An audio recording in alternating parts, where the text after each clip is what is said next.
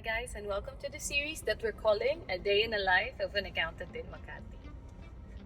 Sabi ko nga dun sa previous video, I'm a CPA working in a finance and BPO firm sa Makati. And ngayon ay 7 o'clock ng umaga, February 5, 2025, Wednesday. I was hoping to get more sun, pero medyo gloomy ang araw natin today. So currently, nandito tayo sa Coastal Tollway sa Cavite. Second tollway. Going to the office. I'm from Cavite, working in Makati. I've been a Makati girl since the start of my career. 2 years of working initially sa isang Big 4 company sa Makati din. Tapos ito, lumipat ako sa BPO company and been here for more than 11 years, diba? So, sasama ko kayo ngayon sa pagpasok ko sa office. Sabi ko alas 7 na. At kanina pa ako umalis, pero nagkaroon ng delay sa bahay. And ito nga, mag-isa lang ako kasi syempre, ako lang naman yung pumapasok sa office. So, I bring the car. And swerte kasi may parking space ako sa office namin. We moved offices around August 2022. And dun sa new office, maraming parking space. So, luckily na ako kamisa. Yay! So if you've been around Makati, so you'll know how much kagastos mag-park every day. Okay. Na-mention ko na nga, di ba, na before, nakuha namin si Cherry May 2022. Cherry, again, is this car. Tapos, yung office namin is August 2022. So from then, nagda-drive na ako lagi papunta sa office. There's option to take the bus. P2P, point-to-point bus, and direct sa building namin yung drop-off. But, from our house, kailangan ko pang sumakay ng 2 pesos, or 1 or 2. I started driving pre-pandemic around 2017. Pero, nagkaroon lang ako ng kotse, ito nga, noong May 2022. Pre-pandemic, I was borrowing my sister's car, so that's a Toyota Vios. And nakikicarpool ako sa Cavite. Okay, nasyak ako sa traffic. Napakahaba na ng traffic going to Naiyacs. Okay. Carpool. So, uso yun sa Cavite.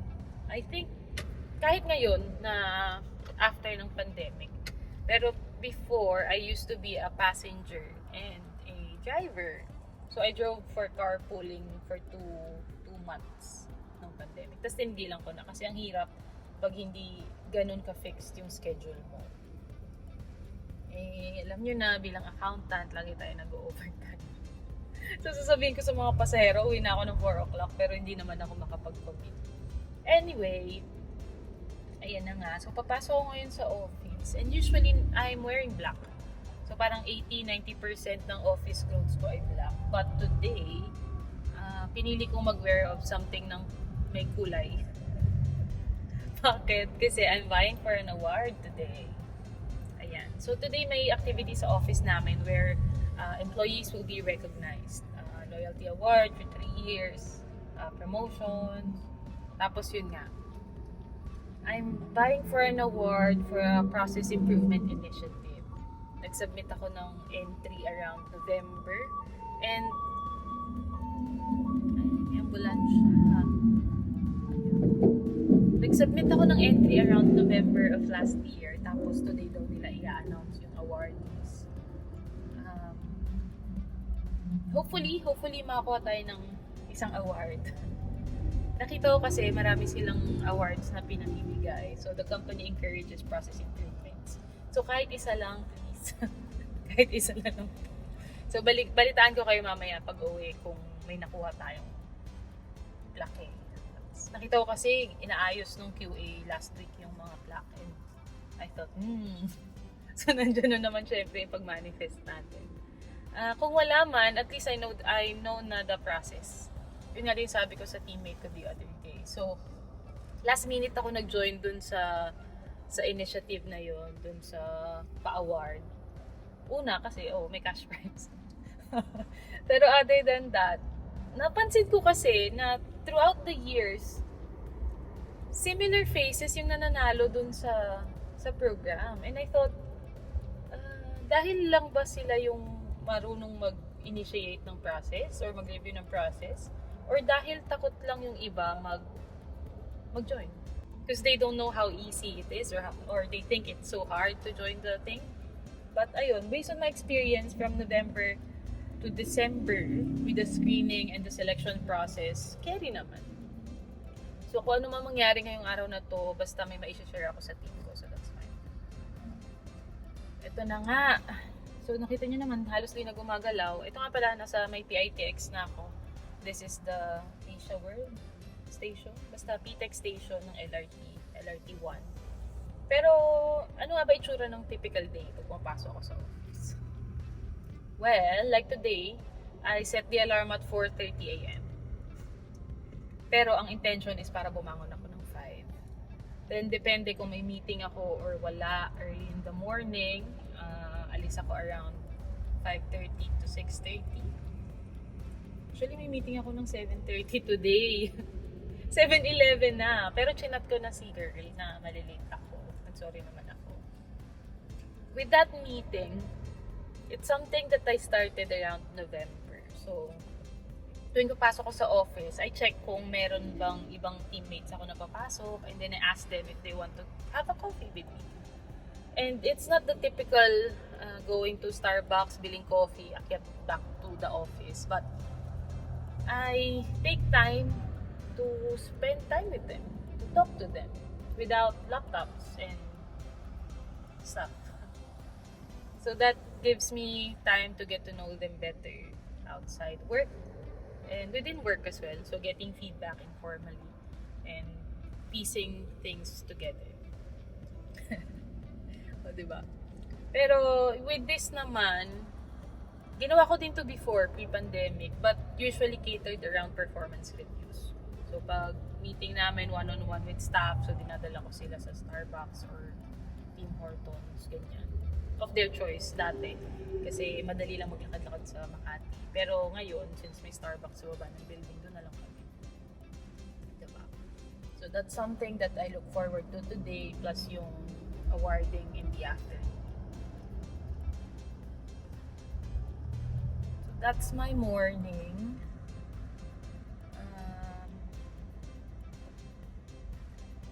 Hindi ko sure kung matutour ko kayo sa office, pero baka next time na lang. Next content na lang. Okay, so traffic pa din. Pero ayan, natanaw ko na yung paakyat ng Naiyacs. So ito yung usual ko na way. Dalawang tollways from Cavitex and then sa Naiyacs dun sa may Naiya 3. Tapos ang labas ko na is Amorsolo exit ng Skyway. Ayan. Ganun talaga. Pikit mata na lang sa almost 300 or 310 na yata na toll fees back and forth. Then may free lunch naman sa office, so at least wala masyadong gastos on that part. Unless of course may lunch out. But usually doon lang naman ako sa office and kape. Lagi tayong may kape sa umaga and I bring my mug kasi may free coffee naman sa office. So pindot-pindot ka na. Pero ironic na may free coffee sa office pero punta sa Starbucks. So yun, usually nagsa-Starbucks lang ako pag meron akong meeting. Ayan. At this point, I would have taken a time lapse of the scene. So yun yung na-enjoy ko with all these driving to the office. Wala lang. Nagtitake lang ako ng video of a time lapse as pinopost ko sa Instagram or Facebook. And some people enjoys looking at it. So minsan pa iba-iba yung dinadaanan kong exit sa Amorsolo. So after Amorsolo, iba-ibang ways papunta sa office namin. Depende kung open or close yung parking entrance. And ito, bakit na? Ito na talaga yung naiyak. So dito na lang muna. Kasi i-enjoy ko yung 80 kilometers per hour na speed limit. Hindi pa rin makamove on. So lagi ko siyang sinicelebrate recently. Pero balikan ko kayo mamaya. Hopefully, sunny na later para mas maganda yung video. But if you have any questions about my life in Makati, about my journey as an accountant, working in Makati, drop a comment down below. And tingnan natin. As I've mentioned, it will be a series. So I'll take you with me sa mga susunod na travels to the office. And then, we'll see kung ano pa. Baka may matutunan kayo sa akin. Naks. Alright, laters! Hello guys! So ito tayo ngayon. Sabi ko gusto ko ng more sun pa uwi. Pero hindi ko na napigilan. So I want to share that Tara! We won! So ayan, nanalo tayo. Sabi ko na nga ba gagana yung pagmamanifest eh. So ito na nga. Ang napanalunan kong award is one of the 4 major awards. It says Empowerment Excellence Award. The project is awarded for fostering empowerment and inclusivity through structured onboarding and enhanced team visibility. This initiative has elevated employee engagement, streamlined collaboration, and reinforced a culture of growth and support within the organization. Ayan. Hindi ko na babalik na rin yung plaque, pero ayan, nandiyan ang ating pangalan. So, gumana ang pagmamanifest. And sabi ko nga, nakita ko last week yung mga plaque, naka-side view lang naman. So, nilalatag ni QA at nilalagay sa mga kahon. Pero funny kasi napansin nga nila na napadaan ako last week.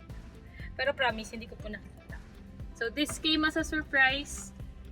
As usual, surprise, pero parang hindi surprise kasi talagang pag nag-manifest ako, pag kiniklaim ko,